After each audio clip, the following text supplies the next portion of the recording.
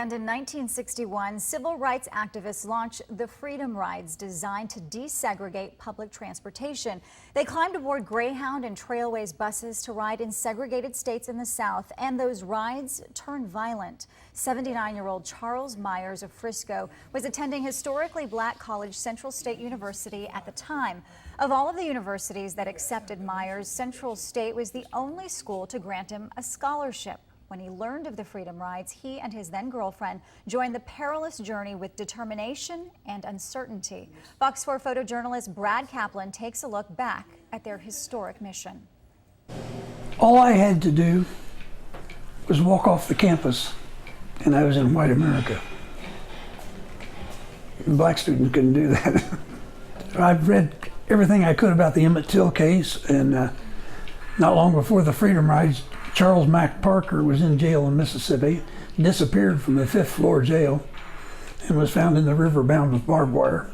And I knew that under certain circumstances that could happen to my roommate, to all the men I lived in the dormitory with.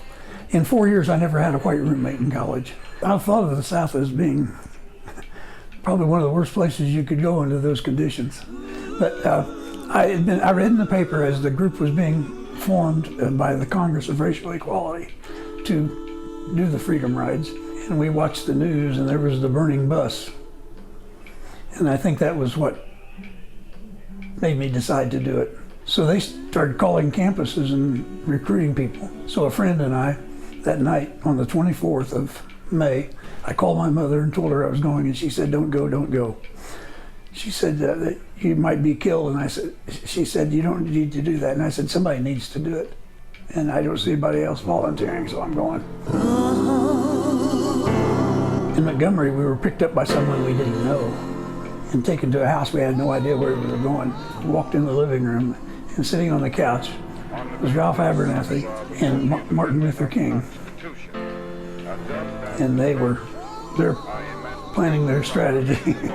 I spent 2 days with them. Asked me if I realized what the consequences could be. You know, you may never go home.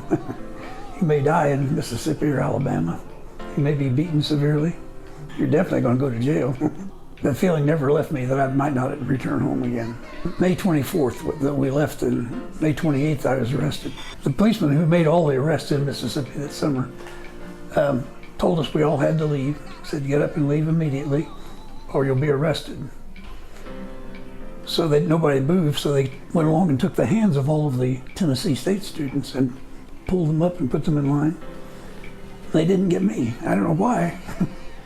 But anyway, I said, "Wait a minute, I'm with them." I got up and got in line. They took us all out to the paddy wagon, which was waiting at the front door. I didn't know what these policemen were capable of. I know that there had recently been several people killed in Mississippi, including the 3 voter people, and they were killed by law people. Trial lasted about 5 minutes. We were found guilty and sentenced. I think it was 90 days and a couple $100, and then a couple $100 we could work off it so much per day. It is my fight, and it wasn't just to do good. It's America's fight. It was then and is now. People shouldn't be penalized for what they're born. Blessed are the peacemakers, for they shall be called the children of God.